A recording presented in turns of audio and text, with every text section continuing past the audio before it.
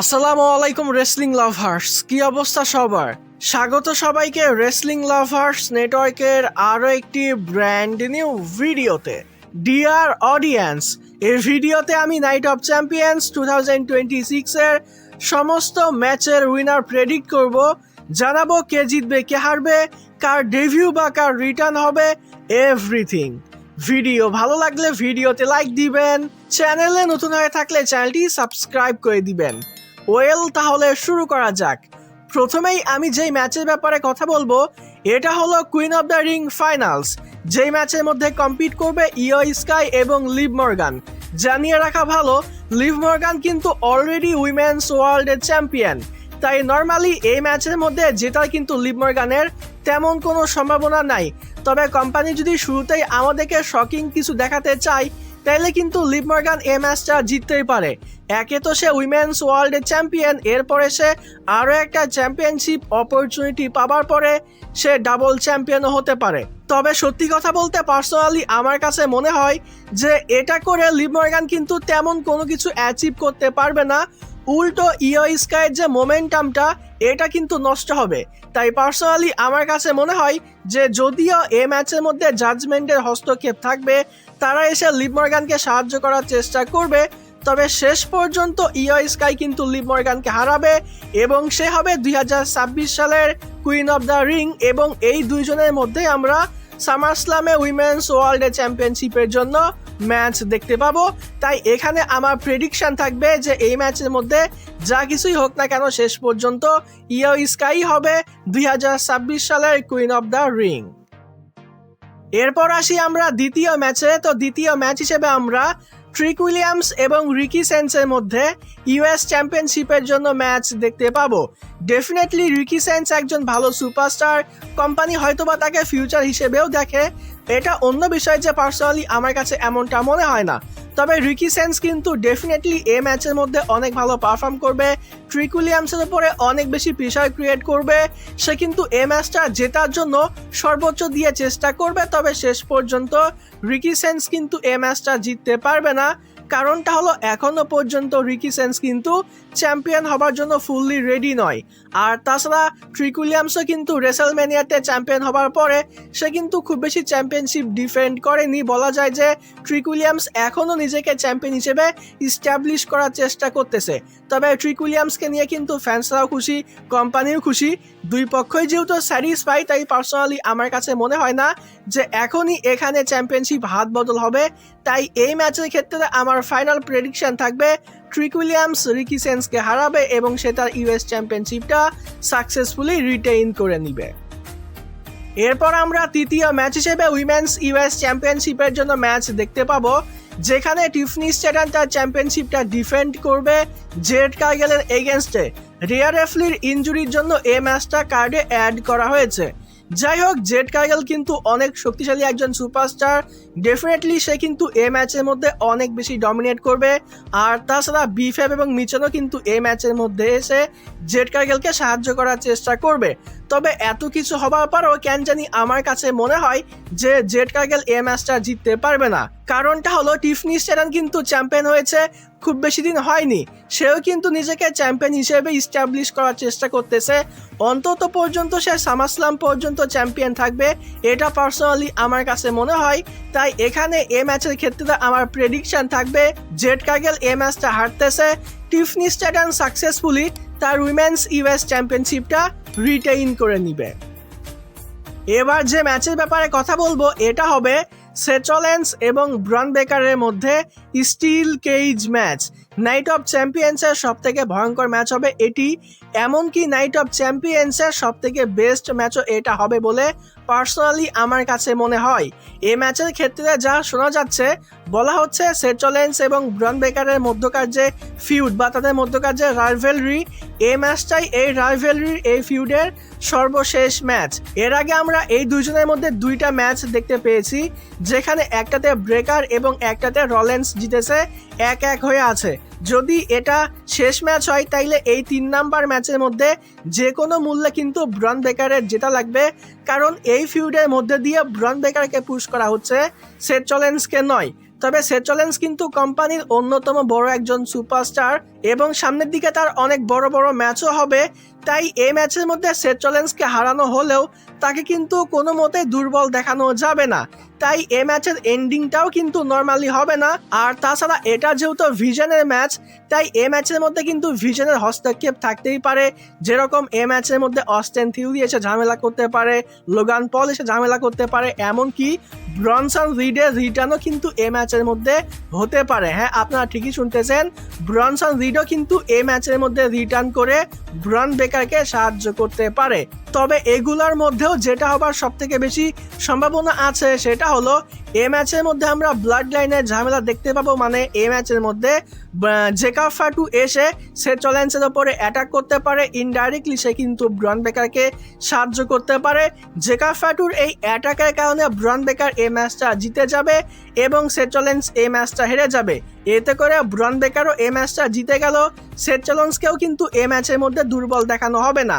আর এটা হলে কিন্তু এই ম্যাচের যে ট্রানজ্যাকশনটা এটা কিন্তু অনেক ভালো হবে। দেখেন যে নর্মালি ভিশনের মেম্বাররা এসে যদি সেথ রলিন্সের উপরে অ্যাটাক করে আর এটার জন্য যদি সেথ রলিন্স হারে, তাহলে কিন্তু সেথ রলিন্সের এই ফিউডটা কিন্তু প্রপারলি শেষ হলো না। সেথ রলিন্স কিন্তু আবারও রিভেঞ্জ নেওয়ার চেষ্টা করবে।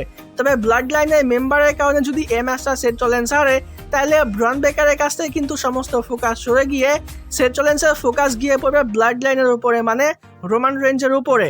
এতে করে কি হবে যে ব্রন বেকারের সাথে বা ভিশনের সাথে সেথ রলিন্সের যে ফিউডটা এটাও প্রপারলি এন্ড হয়ে যাবে। ব্রন বেকারের এই ম্যাচটা জেতাও হবে। আবার সেথ রলিন্সও কিন্তু এখান থেকে শিফট করে ব্লাড লাইনের উপরে চলে আসবে, যাতে করে আমরা সামার স্ল্যামে সেথ রলিন্স এবং রোমান রেঞ্জের মধ্যে ম্যাচ দেখতে পাবো। তো এখানে যা কিছুই হোক না কেন, দিন শেষে আমি মূলত এখানে এটাই বলতে চাচ্ছি, যদি সেথ রলিন্স এবং ব্রন বেকারের মধ্যকার এটাই শেষ ম্যাচ হয়, তাইলে যে কোনো মূল্যে এই ম্যাচের মধ্যে ব্রন বেকারের জেতা লাগবে। তাই এখানে এই ম্যাচের ক্ষেত্রে আমার প্রেডিকশন থাকবে সেথ রলিন্স এই ম্যাচটা হারতেছে, ব্রন বেকার সেথ রলিন্সকে এই ম্যাচের মধ্যে হারাবে, সেই এই ম্যাচটা জিততেছে। এখন যে ম্যাচের ব্যাপারে কথা বলবো এটা হলো কিং অফ দ্য রিং টুর্নামেন্টের ফাইনাল ম্যাচ, যে ম্যাচের মধ্যে কম্পিট করবে মেইন ইভেন্টে জেউসো এবং the Ruler Oba Femi. Night of চ্যাম্পিয়ন্সের সব থেকে আনপ্রেডিক্টেবল ম্যাচ এটা। কেউ যদি বলে যে এ ম্যাচের মধ্যে জেউসোই জিতবে, তাইলে কিন্তু সে ভুল বলতেছে। আবার কেউ যদি বলে যে এ ম্যাচের মধ্যে ওবা ফেমি জিতবে, তাইলেও কিন্তু সে ভুল বলতেছে, কারণ দুজনেরই কিন্তু 50-50 পসিবিলিটি আছে এ ম্যাচটা জেতার জন্য। কেউ একজন এ ম্যাচটা জিতবে এটা কিন্তু বলা অনেক বেশি মুশকিল। তবে এ ম্যাচের মধ্যে এমন কিছু বিষয় ঘটতে পারে যেগুলোর জন্য আমরা ফাইনালি একটা জায়গায় গিয়ে দাঁড়াতে পারি, একটা নাম বলতে পারবো যে এই সুপারস্টার 2026 সালের কিং হবে। তো এবার এই বিষয়গুলো নিয়েই কথা বলবো। তো দেখেন, এবং ওভার মধ্যে যে ম্যাচ হবে এটা কিন্তু ব্লাড লাইনের ম্যাচ, মানে ব্লাড লাইনের মেম্বার জেউসো কিন্তু এই ম্যাচের মধ্যে কম্পিট করতেছে। তাই নর্মালি কিন্তু ব্লাড লাইনের মেম্বাররাও কিন্তু এসে এই ম্যাচের মধ্যে জেউসোকে সাহায্য করতে পারে। জিমি উসো আসতে পারে, জেকাব ফাটু আসতে পারে, এমনকি ট্রাইবাল চিফ OTC1 রোমান রেঞ্জও কিন্তু এই ম্যাচের মধ্যে এসে জেউসোকে সাহায্য করতে পারে। কারণটা হলো নাইট অফ চ্যাম্পিয়ন্সে কিন্তু রোমান রেঞ্জের আলাদা করে কোনো ম্যাচ নাই। তবে এটা কিন্তু সৌদির ইভেন্ট, তাই সৌদি আরবিয়ানরা হয়তোবা এরকম একটা ডিমান্ডও করতে পারে যে রোমান রেইন্সকে যেহেতু আলাদা করে কোনো ম্যাচ দেওয়া হয়নি, একটা অ্যাপিয়ারেন্স তো রোমান রেইন্স দিতেই পারে। তো যার জন্য আমরা হয়তোবা রোমান রেইন্সকেও এই ম্যাচের মধ্যে হস্তক্ষেপ করতে দেখতে পেতে পারি, হয়তোবা এটার জন্য জেউসো এই ম্যাচটা জিততে পারে। তো এটা তো গেল ব্লাড লাইন অ্যাঙ্গেল। এরপরে যেটা হবার সব থেকে বেশি পসিবিলিটি আছে সেটা হলো এই ম্যাচের মধ্যে আমরা ব্রক লেসনারকে দেখতে পাবো। ব্রক লেসনার এসে ওভার ওপরে অ্যাটাক করবে এবং এটার জন্য মূলত ওবা এই ম্যাচটা হেরে যাবে। 2026 সালে কিং হবে জেউসো। আর যেহেতু ব্রক লেসনারের জন্য ওবা ম্যাচটা হারবে, তাই সামার স্ল্যামে আমরা ওবা এবং ব্রক লেসনারের মধ্যে ম্যাচ দেখতে পাবো। আবার বিষয়টা একটু অন্যরকমও হতে পারে যে ব্রক লেসনার এসে অ্যাটাক করবে, তারপরেও হয়তোবা ওবা এই ম্যাচটা জিতবে। সামার স্ল্যামের নাইট 1-এ আমরা ওবা এবং ব্রক লেসনারের মধ্যে ম্যাচ দেখতে পাবো এবং নাইট 2-তে আমরা ওবা এবং রোমানের মধ্যে ম্যাচ দেখতে পাবো। এই বিষয়গুলো নিয়ে আই থিঙ্ক কোনো একটা নিউজ ভিডিওতে কথা বলেছি। তো এটা হবারও কিন্তু পসিবিলিটি আছে। তবে পার্সোনালি আমার কাছে মনে হয় না যে ওবাকে এখনই এত বড় বড় অপরচুনিটি একসাথে দেওয়া হবে। নাইট অফ চ্যাম্পিয়ন্স এসে ব্রকের সাথে ম্যাচের মধ্যে কম্পিট করবে, আবার নাইট 2-তে রোমানের সাথে এত কিছু একসাথে ওবাকে এখনই দেওয়া হবে। তাই এখানে সবকিছু দেখে শুনে আমার কাছে কেন জানি মনে হচ্ছে হয়তোবা আমি সম্পূর্ণ ভুলও হতে পারি, আবার কে জানে হয়তোবা এটাই ঠিক। মানে আমি এখানে সেফলি খেলতে পারি ওভার নাম নিয়ে। আমি যদি এখানে ওভার নাম নিই তাইলে কিন্তু আমি সেফলি খেলতে পারবো, কারণ ওভারই কিন্তু এই ম্যাচটা নর্মালি জেতার কথা। তবে কেন জানি ভেতর থেকে আমার কাছে মনে হচ্ছে যে ওবা এই ম্যাচটা জিততে পারবে না। যা কিছুই হোক না কেন শেষ পর্যন্ত যে উসোই এই ম্যাচটা জিততেছে, সে মেইন ইভেন্ট যে থেকে সে হবে কিং যে, এবং সে হয়তোবা কডিকে চ্যালেঞ্জ করতে পারে সামার স্ল্যামে। পার্সোনালি আমার কাছে এমনটা মনে হচ্ছে, হতে পারে আমি সম্পূর্ণটাই ভুল, তবে যেহেতু ভেতর থেকে আমার কাছে এমনটা মনে হচ্ছে, তাই এখানে এ ম্যাচের ক্ষেত্রে আমার ফাইনাল প্রেডিকশন থাকবে যে উসো এ ম্যাচের মধ্যে জিতবে সে হবে 2026 সালের কিং অফ দ্য রিং। এবার আসি আমরা মেইন ইভেন্টে। তো মেইন ইভেন্টে আমরা আনডিসপিউটেড চ্যাম্পিয়নশিপের জন্য কডি, গান্থার এবং স্যামি জেনের মধ্যে একটা ট্রিপল থ্রেট ম্যাচ দেখতে পেতে পারি। এটা যে মেইন ইভেন্টই করবে এটা আমি কনফার্ম দিয়ে বলতেছি না, তবে হতে পারে যে এই ম্যাচটা মেইন ইভেন্ট করবে, কারণ রোমানের জন্য কিন্তু নর্মালি কডি কোনো জায়গায় মেইন ইভেন্ট করতে পারতেছে না। এখন যেহেতু রোমান রেইন্স এই নাইট অফ চ্যাম্পিয়ন্সে কোনো ম্যাচের মধ্যে কম্পিট করতেছে না, তাই হয়তোবা টাকলা ট্রিপল এইচ কডিকে দিয়ে এখানে মেইন ইভেন্ট করাতে পারে। যাই হোক, আসি এ ম্যাচের ব্যাপারে। এটা মেইন ইভেন্ট করলো নাকি এটা কিক অফ করলো এটা ম্যাটার করতেছে না, ম্যাটার করতেছে যে এ ম্যাচের মধ্যে কি হবে, এ ম্যাচটা কে জিতবে। তো দেখেন, গান্থারকে কিন্তু অলরেডি অনেকগুলো অপরচুনিটি দেওয়া হয়েছে, যেখানে গান্থার কিন্তু কডিকে হারিয়ে নতুন চ্যাম্পিয়ন হতে পারেনি। তাই অনেক বেশি পসিবিলিটি আছে যে নাইট অফ চ্যাম্পিয়ন্সে সে কডিকে হারাবে, সে হবে নতুন চ্যাম্পিয়ন।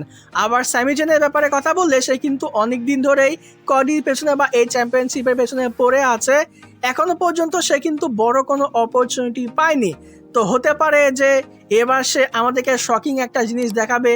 আর তাছাড়া যেহেতু সৌদির ইভেন্ট, কে জানে স্যামিজেন কিন্তু এখানে নতুন চ্যাম্পিয়নও হতে পারে। তবে এত কিছুর মধ্যেও কেন জানি পার্সোনালি আমার কাছে মনে হচ্ছে যে এখনো পর্যন্ত যেহেতু কডি চ্যাম্পিয়ন আছে আর সামার স্ল্যাম হতে খুব বেশি দেরি নাই, তাই এখানে শেষ পর্যন্ত কডি গান্থার এবং স্যামিজেনকে হারাবে এবং সে তার চ্যাম্পিয়নশিপটা সাকসেসফুলি রিটেইন করে নিবে। নাইট অফ চ্যাম্পিয়ন্সে কডি তার চ্যাম্পিয়নশিপটা হারার থেকে সে যদি সামার স্ল্যামে হারে তাইলে কিন্তু এটা অনেক বড় একটা মোমেন্ট দিবে। আর তাছাড়া রেসলম্যানিয়াতে কিন্তু আনডিসপিউটেড চ্যাম্পিয়নশিপটা রিটেইন হয়েছে, ওয়ার্ল্ড হেভিওয়েট চ্যাম্পিয়নশিপটা কিন্তু হাত বদল হয়েছে, তাই সামার স্ল্যামে হয়তোবা ওয়ার্ল্ড চ্যাম্পিয়নশিপটা রিটেইন হবে এবং আনডিসপিউটেড চ্যাম্পিয়নশিপটা হাত বদল হতে পারে।